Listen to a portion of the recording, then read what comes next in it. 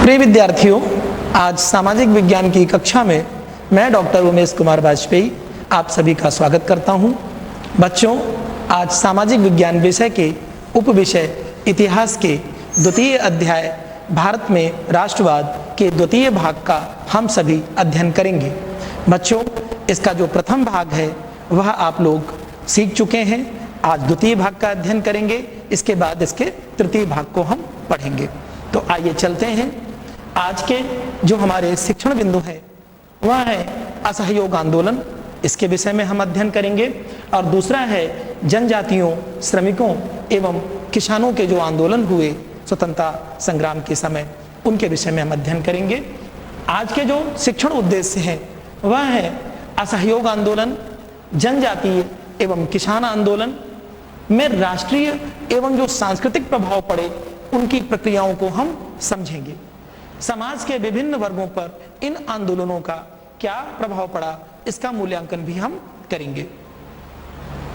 बच्चों, गांधी युग की प्रमुख घटनाएं एवं असहयोग आंदोलन की पृष्ठभूमि। गांधी युग, जैसा कि पूर्व में हमने आपको बताया था कि 1919 से लेकर 1947 तक का जो कार्यकालखंड है उसे हम गांधी युग के नाम से जानते हैं। बच्चों, ये जो असहयोग आंदोलन हुआ, तो सबसे पहले इसके नाम के विषय में जानते हैं कि इसका नाम असहयोग आंदोलन क्यों पड़ा। बिल्कुल बच्चों, किसी का सहयोग ना करना अर्थात उसका असहयोग करना। तो किसका असहयोग करना था? अंग्रेज जो हमारे ऊपर हमारे मालिक बने बैठे थे और हमारा शोषण कर रहे थे, तो हमें उनकी गलत नीतियों का असहयोग करना था। उनके किसी भी गलत कार्य का हमें असहयोग करना था। और इस असहयोग को करने के लिए गांधी जी क्यों मजबूर हुए? क्योंकि अंग्रेजों ने प्रथम विश्व युद्ध के बाद हमारे ऊपर जिस प्रकार से शोषण की झड़ी लगा दी, उसके आगे फिर दूसरा रास्ता नहीं बचता था। तब गांधी जी ने कहा कि यह गूंगी और बहरी निकम्मी सरकार है अंग्रेजों की, जो किसी भी सही बात को ये नहीं समझते। अतः हर स्तर पर अब इनका असहयोग किया जाएगा। और इस आंदोलन को गांधी जी ने असहयोग आंदोलन नाम दिया। यह ऐसे प्रारंभ नहीं हुआ बच्चों। इसको प्रारंभ करने के पहले इसका कुछ एक पृष्ठभूमि बनी। क्या पृष्ठभूमि बनी? जैसा कि पूर्व के भाग में हम पढ़ चुके कि एक रॉलेट अधिनियम, काला कानून बना था, जिसे बिना वकील, बिना अपील, बिना दलील का कानून कहा गया था, जिस अधिनियम के विरोध स्वरूप जलियांवाला बाग हत्याकांड हुआ था और जिसमें हजारों की संख्या में निर्दोष निहत्थे लोग मारे गए थे।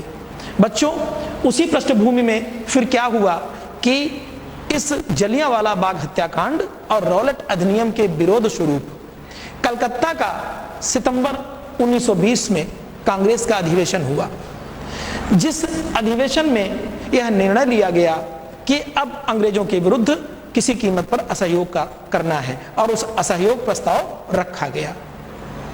बच्चों, उसी वर्ष दिसंबर 1920 में नागपुर, महाराष्ट्र में जो कांग्रेस का वार्षिक अधिवेशन होता था, प्रतिवर्ष होते थे, तो जो वार्षिक अधिवेशन था वो नागपुर में हुआ दिसंबर 1920 में।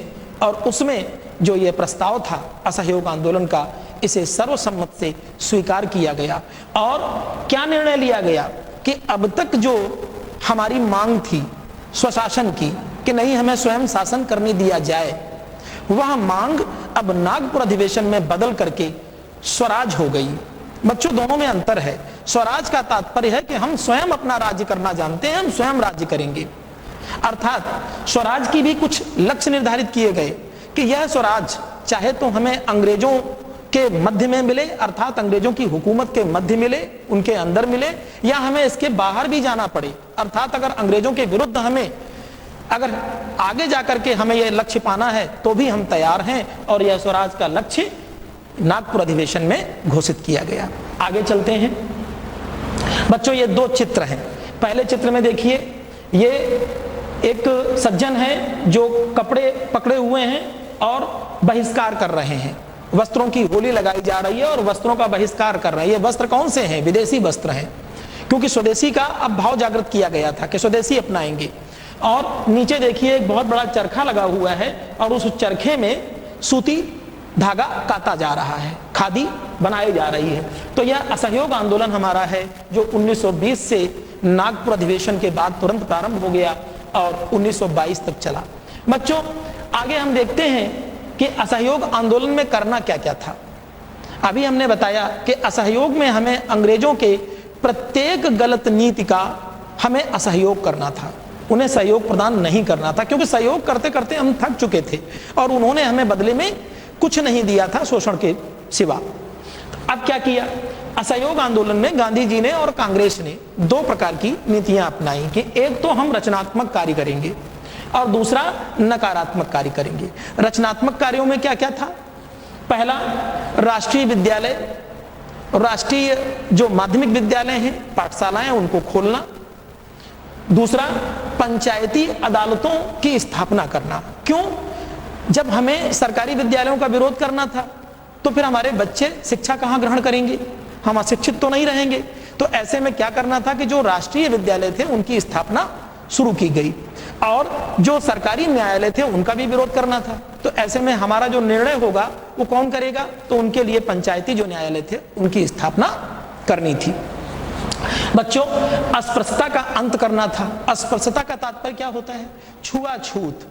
हम कहते हैं ना कि आप हमें मत छुइए, आप छोटे हैं, आप बड़े हैं। तो उस अस्पृश्यता का अंत भी किया गया और उसकी घोषणा की गई कि कोई भी आपस में छुआछूत नहीं करेगा, क्योंकि हमारे अंदर यह सामाजिक बुराई के रूप में थी। दूसरा, हिंदू मुस्लिम एकता। जैसा कि पहले ही हम पढ़ चुके हैं कि जो खिलाफत आंदोलन हुआ था वह हिंदू मुस्लिम एकता का एक अच्छा उदाहरण प्रस्तुत हुआ था। बाद में वह खिलाफत आंदोलन गांधी जी के असहयोग आंदोलन में आकर के शामिल हो गया था। स्वदेशी का प्रसार किया गया।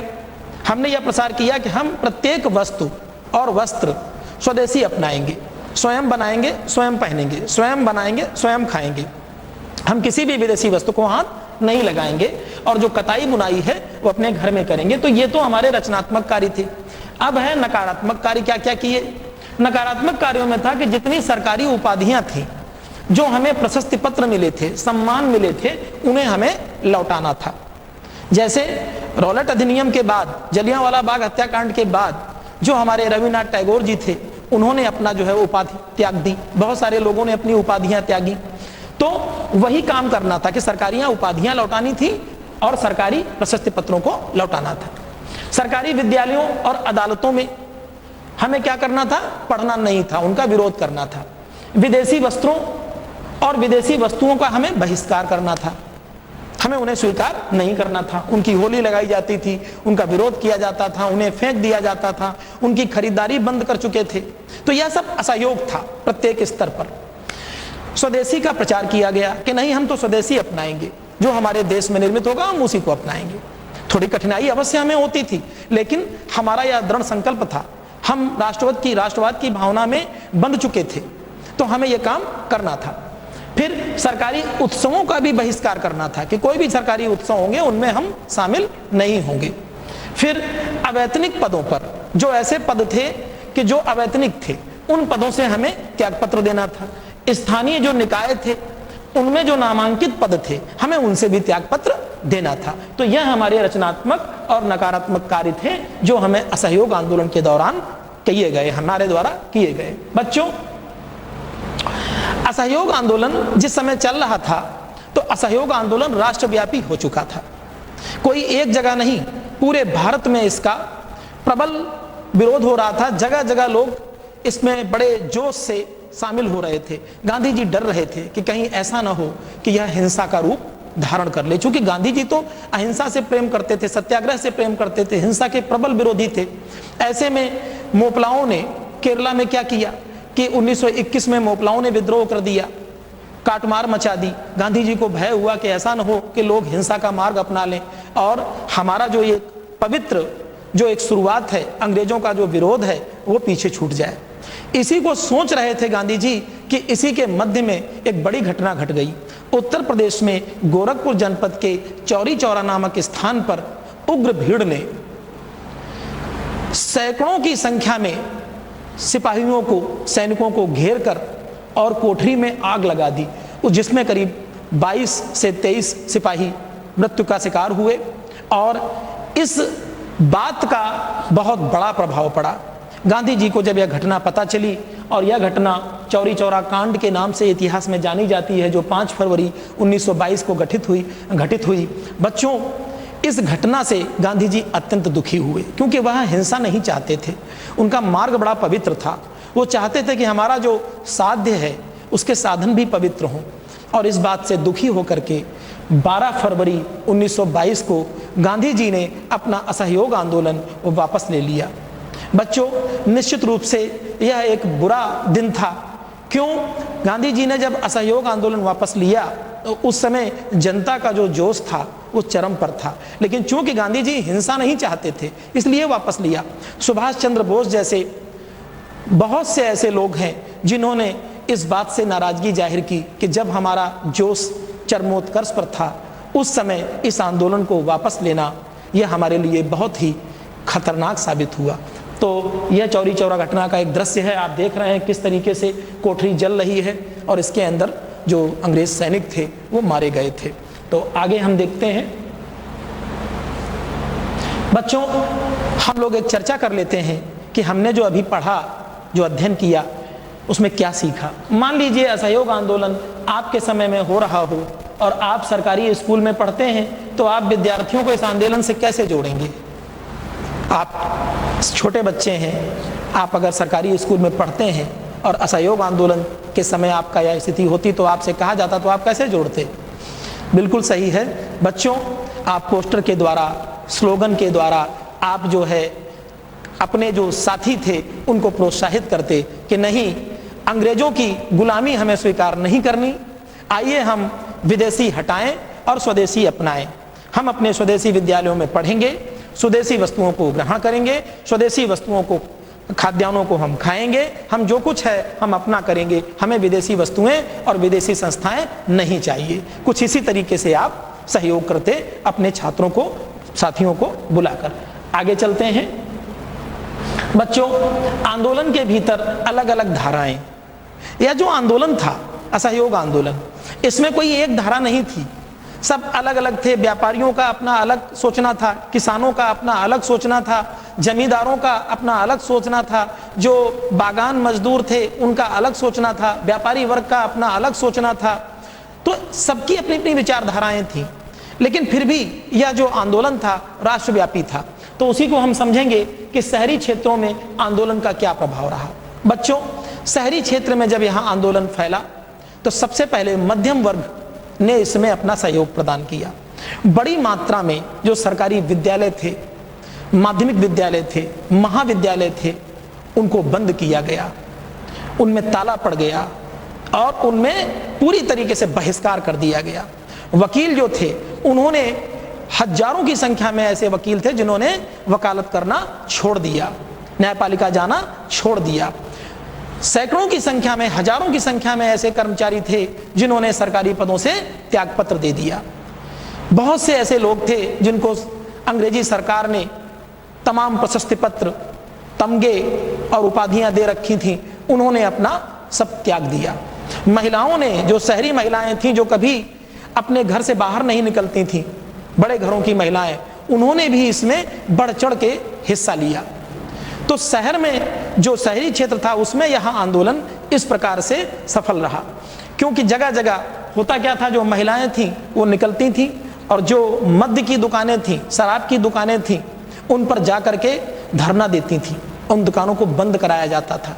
क्योंकि यह भी आंदोलन में शामिल था कि हम वस्त्रों की होली लगाएंगे, हम शराब की दुकानों को बंदी की कगार पे पहुंचा देंगे, उन्हें खुलने नहीं देंगे, उन्हें बिकने नहीं देंगे मद्य को हम, ये सब कुछ था। तो महिलाओं ने इसमें पूरी सहभागिता निभाई। बच्चों, ग्रामीण क्षेत्रों में आंदोलन का प्रभाव क्या था? तो ग्रामीण क्षेत्रों में जो आंदोलन का प्रभाव था उसमें सबसे ज्यादा इसमें जो सहयोग किया वह किया किसानों ने और जमींदारों ने। हित सबके अलग अलग थे। इसमें जो किसान थे वह सोचते थे कि हमें हमारी भूमि मिलेगी, हमें किसी की बेगार नहीं करनी पड़ेगी, हमें जमीन मिलेगी जिस पर अपनी हम खेती करेंगे, कृषिकारी करेंगे और हमें जो है अच्छे से जीने का अधिकार होगा। जो जमींदार थे उन्हें यह समझ में आया कि हमसे लगान जो है वो ज्यादा नहीं लिया जाएगा, हम आसानी से कम लगान दे करके और अपना भरण पोषण करेंगे। तो सबके हित अलग अलग थे, लेकिन सब शामिल थे असहयोग आंदोलन में। इसी क्रम में बाबा रामचंद्र एक शख्सियत हैं और अवध किसान सभा। बाबा रामचंद्र जो है ये एक समय फिजी में वहां पे गिरमिटिया मजदूर थे। बच्चों, इन्होंने वो त्रासदी झेली थी। बाबा रामचंद्र मूलतः महाराष्ट्र के एक ब्राह्मण थे। तो यह भगवान राम का भजन करते करते और रामचरितमानस का पाठ करते करते जगह जगह घूमते थे, गांव-गांव, और लोगों को जागृत करते थे। इनका मुख्य उद्देश्य था किसानों को जागृत करना, क्योंकि किसान उस समय अत्यधिक बुरी पोजीशन में था। बच्चों, बाबा रामचंद्र गांव-गांव जाते, मुख्य इनका जो क्षेत्र था प्रचार का वो अवध क्षेत्र था। प्रतापगढ़, फैजाबाद, सुल्तानपुर, सीतापुर, ये आसपास का जो क्षेत्र था ये बाबा रामचंद्र का क्षेत्र था। यहाँ इन्होंने कृषकों को जागृत किया कि बेगार मत करो, छुआछूत का जो बैर है उसे खत्म करो, ऊंच नीच की भावना को खत्म करो, इस तरीके से, और जो जमींदार हैं उनका विरोध करो। क्योंकि बाबा रामचंद्र का जो मुख्य मुद्दा था वो किसानों और जमींदारों के जो बीच में द्वंद्व था उसको लेकर के था। क्योंकि जमींदार क्या करते थे, किसानों का शोषण करते थे। तो बाबा रामचंद्र जो है ये एक ऐसे व्यक्ति के रूप में उभर के आए जो किसानों के मसीहा बने। थोड़े समय के बाद बाबा रामचंद्र से जवाहरलाल नेहरू जी मिले और उन्होंने बाबा रामचंद्र जी के आंदोलन को क्या किया, असहयोग आंदोलन में शामिल कर लिया। थोड़े समय के बाद बाबा रामचंद्र भी असहयोग आंदोलन में मिल गए और उसी दिशा में चल दिए। तो बच्चों, बाबा रामचंद्र जी के द्वारा अवध किसान सभा की स्थापना की गई थी 1920 में, और कालांतर में चल के यह अखिल भारतीय किसान सभा का इसने स्थान लिया था। बच्चों, नाई धोबी बंद का फैसला, यह नाई धोबी बंद का फैसला जो है प्रतापगढ़ के आसपास इसी का एक अंग है अवध किसान सभा का।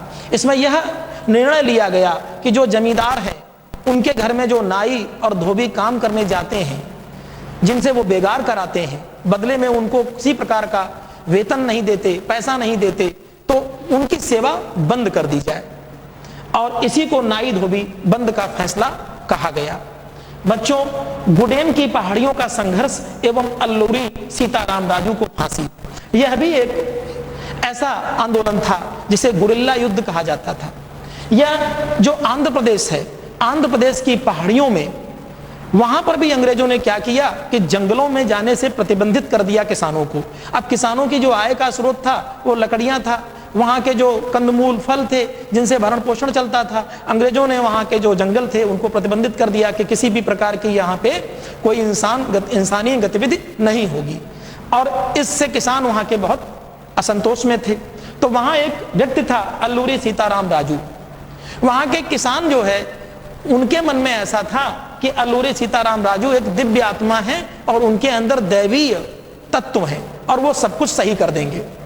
तो अल्लूरी सीताराम राजू को दैवीय शक्तियों से मिला हुआ एक ऐसी शख्सियत के रूप में किसान जानते थे कि वह हमारे लिए रक्षक का काम कर रहे हैं। बच्चों, अल्लूरी सीताराम राजू ने गांधी जी का अनुसरण किया और गांधी जी के पद चिन्हों पर चले, लेकिन थोड़े समय के बाद अंग्रेजों ने अल्लूरी सीताराम राजू को पकड़कर 1924 में फांसी पर चढ़ा दिया। बच्चों, ये जो हमारे जो ये गुडेम पहाड़ियों का संघर्ष है ये गुरिल्ला युद्ध था। गुरिल्ला युद्ध क्या होता है, अर्थात छिप करके वार करना, सामने आकर के नहीं। यह लोग सामने वार नहीं करते थे, छिप करके अंग्रेजों पर प्रहार करते थे, इसी को कहा जाता है गुरिल्ला युद्ध। बच्चों, असम के बागान मजदूरों का आंदोलन, यह क्या था, असम में बागान मजदूर थे, तो जो अंग्रेज थे उन्होंने क्या किया कि बागान मजदूरों को अपने एक सीमित दायरे में, बाउंड्री के अंदर कैद करके रखते थे। उन्हें घर जाने को नहीं मिलता था, स्वतंत्रता नहीं मिलती थी, नजरबंदी थी एक तरीके से। तो जब उन्होंने गांधी जी के इस आंदोलन को सुना, असहयोग आंदोलन को, तो उन्होंने इसको अपने रूप में लिया कि अब तो जो है गांधी युग आ गया, हमें घर जाने को मिलेगा, हमें मुक्ति मिलेगी। और वो सब जो है अपने जो बागान मालिक थे उनकी अवज्ञा करके उन्होंने निकलना चालू कर दिया। लेकिन हुआ क्या, रास्ते में ही उनको अंग्रेजी हुकूमत ने पकड़ करके उनके ऊपर जो है विभिन्न प्रकार के अत्याचार किए, फांसी पर चढ़ाया, उनको मार दिया, और इस तरीके से असम का जो बागान मजदूर आंदोलन था वो असफल हुआ। आगे हम लोग देखते हैं दो चित्र हैं, एक में अवध किसान सभा, ये बाबा रामचंद्र हैं झंडा लिए हुए अपना, और एक में असहयोग आंदोलन में कुछ महिलाएं हैं। बच्चों, महिलाएं असहयोग आंदोलन में इसलिए शामिल हो रही थी कि उन्हें पुरुषों के समान अधिकार मिलेगा। तो आप देख रहे हैं कि जो अवध किसान सभा है और गांधी जी का जो असहयोग आंदोलन है, ये भी एक साथ इसमें आ गए थे। तो इन चित्रों के माध्यम से आप समझ सकते हैं। आगे हम लोग देखते हैं बच्चों, एक हम लोग आपस में तर्क कर लेते हैं प्रश्न को लेकर। यदि आप 1920 में उत्तर प्रदेश के किसान अथवा मजदूर होते तो स्वराज के लिए गांधी जी के आह्वान पर आप क्या करते और क्यों? बिल्कुल सही है बच्चों, अगर आप 1920 में उत्तर प्रदेश के निवासी होते या हम होते तो निश्चित रूप से जब गांधी जी हमें आह्वान करते तो हम अपनी मजबूरियों को लेकर के, क्योंकि हमारा शोषण हो रहा था, हम निश्चित रूप से स्वराज को लेकर गांधी जी के इस असहयोग आंदोलन में सक्रिय भूमिका निभाते और आप भी निभाते, क्योंकि हमें शोषण से मुक्त होना था। तो आगे हम देखते हैं बच्चों, अब ये एक अन्य महत्वपूर्ण व्यक्ति एवं आंदोलन, कुछ और नाम हम आपको गिनाएंगे। पहला नाम है स्वराज पार्टी 1923। बच्चों, स्वराज पार्टी क्या था? ये एक परिवर्तनवादी दल था। इसमें मुख्य रूप से 3 व्यक्ति थे, मोतीलाल नेहरू, CR दास जिनका नाम है चितरंजन दास, और अजमल खान। इन 3 लोगों ने कांग्रेस से इनका थोड़ा मनमुटाव विरोध हुआ, क्योंकि ये परिवर्तनवादी थे। चुनाव में इनका कहना था कि जो विधान परिषद के चुनाव हैं उनमें हम शामिल होंगे, और कांग्रेस कह रही थी हम शामिल नहीं होंगे, असहयोग करेंगे।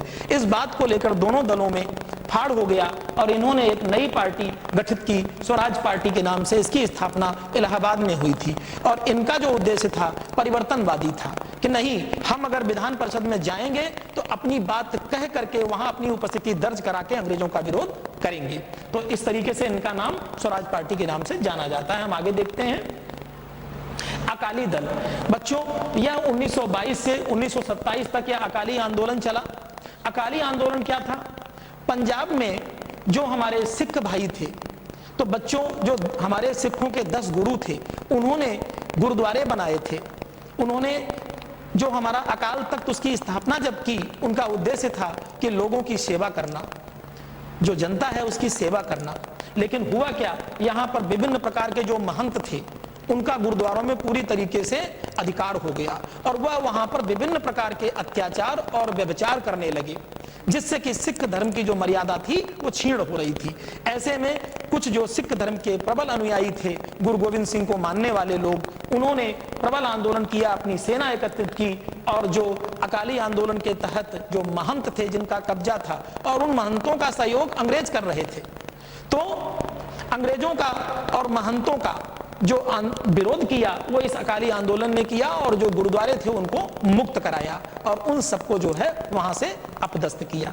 यही है अकाली आंदोलन। आगे देखते हैं बच्चों, बायकूम सत्याग्रह त्रावणकोर, ये केरला में बायकूम सत्याग्रह के नाम से 1924-25 में चला। यहाँ मंदिरों में प्रवेश का अधिकार नहीं था, तो वहां के स्थानीय जो नेता थे उन्होंने इस आंदोलन को शुरू किया, गांधी जी को बुलाया। देखिए गांधी जी मध्य में बैठे हुए हैं और मंदिर में प्रवेश को लेकर के गांधी जी ने यहां आंदोलन चलाया और इस आंदोलन को सफल बनाया। इसे इतिहास में वाइकोम सत्याग्रह के नाम से जाना जाता है। आगे चलते हैं बच्चों, हम लोग आगे इसके बाद देखते हैं हिंदुस्तान सोशलिस्ट रिपब्लिकन एसोसिएशन 1928। इसकी स्थापना दिल्ली के फिरोजशाह कोटला में हुई थी। भगत सिंह, चंद्रशेखर आजाद, इन लोगों ने मिलकर के इसकी स्थापना की थी। बच्चों, यह एक समाजवादी संगठन था जो देश को मुक्त कराना चाहता था अंग्रेजों से। इसमें सभी युवा थे और इसकी स्थापना करने के बाद जो भगत सिंह आदि क्रांतिकारियों को जो फांसी दी गई 1931 में, बच्चों भगत सिंह को फांसी इसलिए दी गई क्योंकि भगत सिंह ने जो असेंबली थी उसमें बम फेंका गया था इनके द्वारा। तो बटकेश्वर दत्त, भगत सिंह, राजगुरु, इन लोगों को फांसी दी गई अत्यंत कम उम्र में।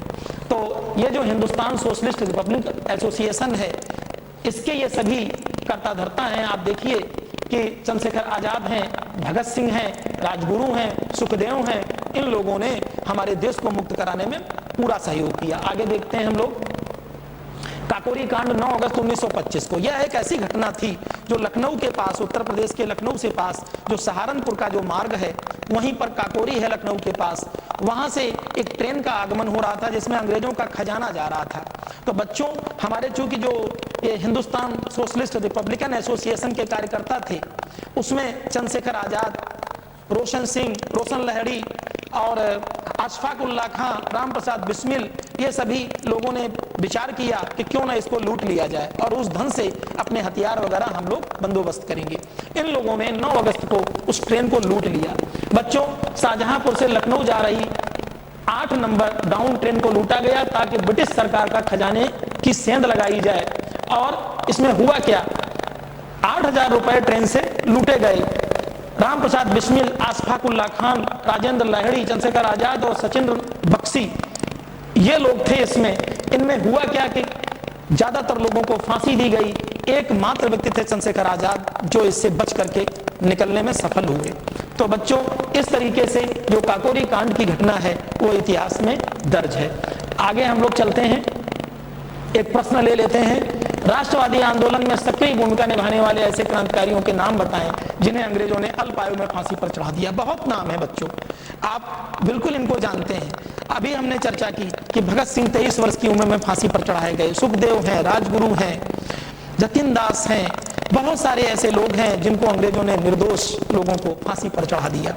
आगे हम लोग देखते हैं बच्चों, हमारे इसी क्रम में बच्चों, जो आज का गृह कार्य है, अभी हम लोगों ने जितना भी पढ़ा, शुरुआत से लेकर असहयोग आंदोलन से लेकर के और अब तक विभिन्न प्रकार के असहयोग आंदोलन कहां कहां चला, गांवों में कैसे चला, शहरों में कैसे चला और उसमें क्या क्या किया गया, कौन से रचनात्मक कार्य थे, कौन से नकारात्मक कार्य से, हमने सब चर्चा की कि हमें विदेशी वस्तुओं का बहिष्कार करना था, स्वदेशी को अपनाना था, सरकारी जो विद्यालय थे उनका बहिष्कार करना था, न्यायपालिका का बहिष्कार करना था और हमें अपने स्वदेशी विद्यालयों में अध्ययन करना था, हमें अपनी पंचायत के माध्यम से फैसले लेने थे, आदि आदि हम लोगों ने पढ़ा। और जो विभिन्न आंदोलन थे, इसके अलावा काकोरी कांड हुआ, स्वदेशी जो हमारा आंदोलन है उसे हमने आगे बढ़ाया, स्वराज्य जो हमारा लागू हुआ उसे हमने पढ़ा। तो इस तरीके से जो भी कुछ सीखा हमने, अब उसी से संबंधित गृह कार्य आपको मिलता है। गांधी जी द्वारा चलाए गए असहयोग आंदोलन से आपने क्या सीखा, आपको यह करके लाना है। बच्चों, जलियांवाला बाग हत्याकांड क्यों हुआ था उसके विषय में आपको बताना है। अवध किसान सभा का उद्देश्य क्या था, काकोरी कांड क्या था उसके विषय में आपको बताना है। स्वराज पार्टी का गठन किसने किया, आपको यह लिख के लाना है। आगे हम लोग चलते हैं बच्चों, ऑनलाइन अभ्यास के लिए आप हमारे दीक्षा ऐप पर जाकर